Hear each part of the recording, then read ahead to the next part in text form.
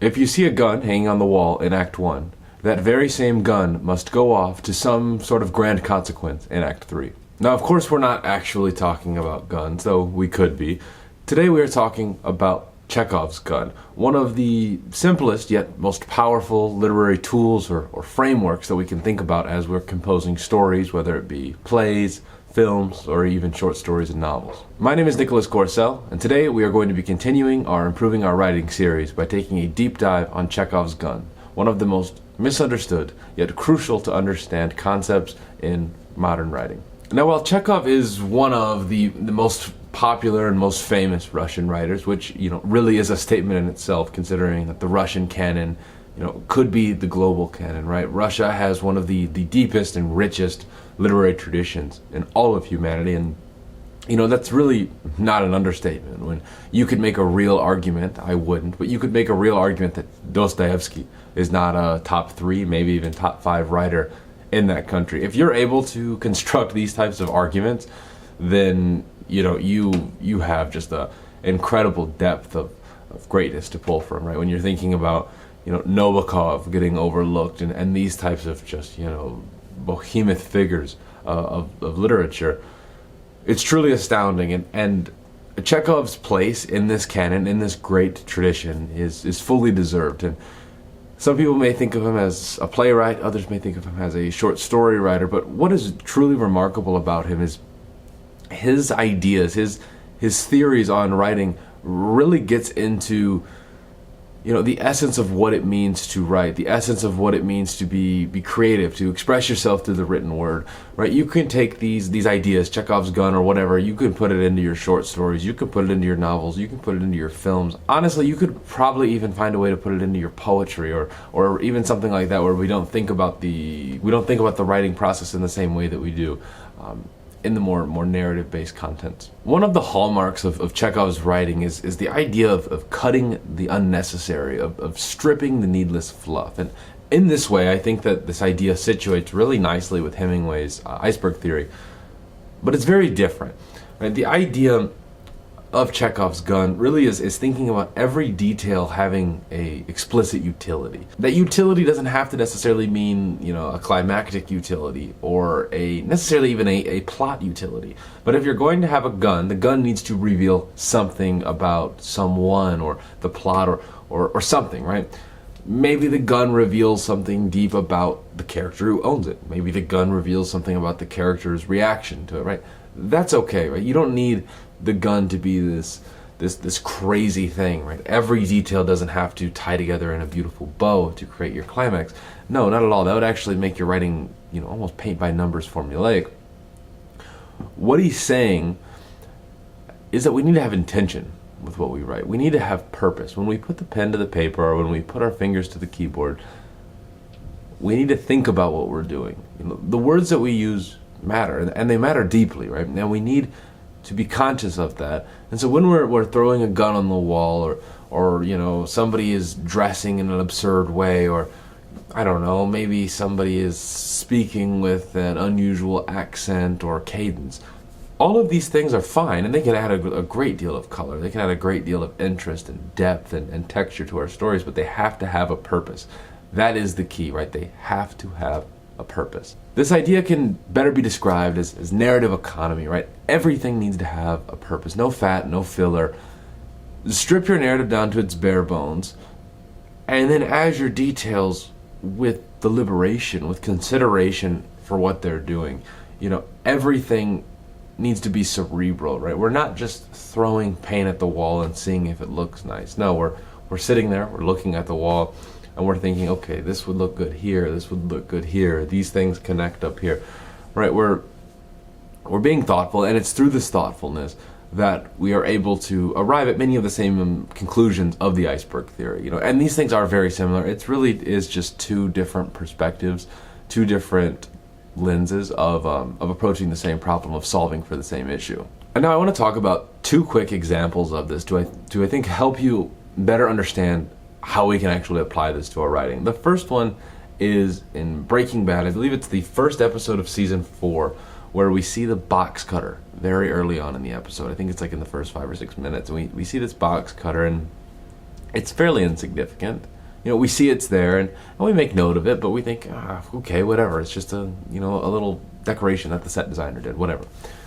And then we continue. The plot builds, and eventually we have Jesse and Walt and Gus, right? They're in this like standoff, and there's another worker who hasn't really done anything wrong, and Gus is so angry at Walt and Jesse.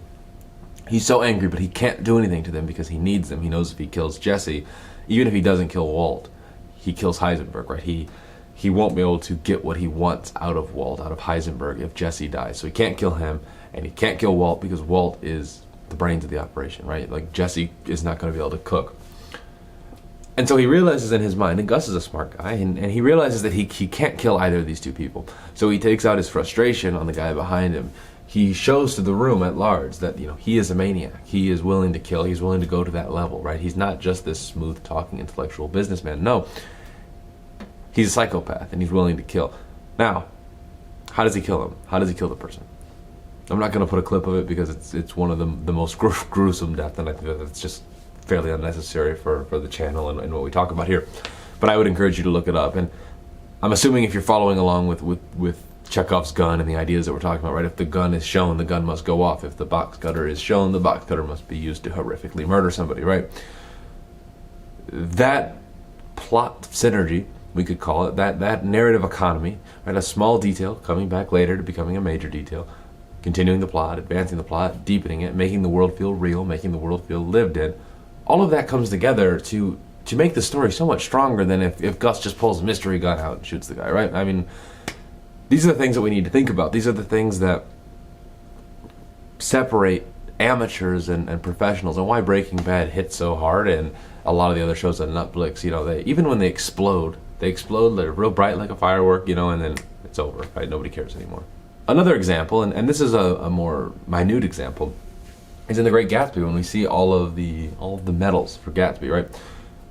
These don't necessarily play a huge role in the overall plot, though I would argue that they do, but they exist to deepen the myth, right? We're looking at these medals and that motif, that war hero motif, the striving for excellence, the striving for perhaps not excellence, but at least acceptance. That continues, right? It's a looping motif that goes over and over and over again. The medals become a symbol of that. The medals become a physical manifestation of this idea, right? We're introducing materialism into our more intellectual ideas. Little things like that, and Gatsby is quite a brief book, but little things like that are what adds so much depth to that book, and why you can spend a year, you could spend honestly an entire PhD just digging into that book and chewing on the great depth of symbolism, of all of these things that we're talking about with Chekhov's gun. There's thousands of examples of it in both Gatsby and honestly in Breaking Bad. If you're looking for a film to study or a series to study that has a lot of this, I would very highly recommend Breaking Bad. So why does this all matter? Too many unfired guns, too many meaningless details, too much filler, too much fluff. It confuses the reader. It makes your story looping. It makes you look unprofessional. It looks like you don't have a firm control over what you're writing. It looks like you're letting the story write you rather than you write it, which isn't always bad, but it's not ideal when it's not intentional. But above all, it kills the joy. It takes a lot of the pleasure that we derive from reading out of the experience of watching. It takes the pleasure of reading. It takes the pleasure out of watching. You want to feel like the things matter. You want to feel like your attention matters, right? When we're engaging in media, we are giving the author the currency of our attention. And in the TikTok age that we find ourselves in, our attention has never been more valuable, right? If somebody is watching, let's say this video, for example, if somebody gives me more than 2 seconds of this video where I'm not dancing and doing all kinds of nonsense, that is an extremely high price in their lived life, right? Most people spend most of their day doing very short, small snippets of attention giving. TikTok, Reels, everything is becoming commodified. If we take their attention and we don't give them something back, if we take their attention currency and we don't give them anything useful in return, why would they stick with us? Why would they continue to read? And so really what I'm advocating for here is not that you make sure everything is formulaic or that you have a STEM-like approach to your writing. No, I'm just thinking, ask yourself, what are these details doing? What are they adding? What is their purpose? Do they serve a role? What is the colors that I'm choosing? Why is the character wearing red plaid instead of a leather jacket? And what are the differences if I choose either path, right?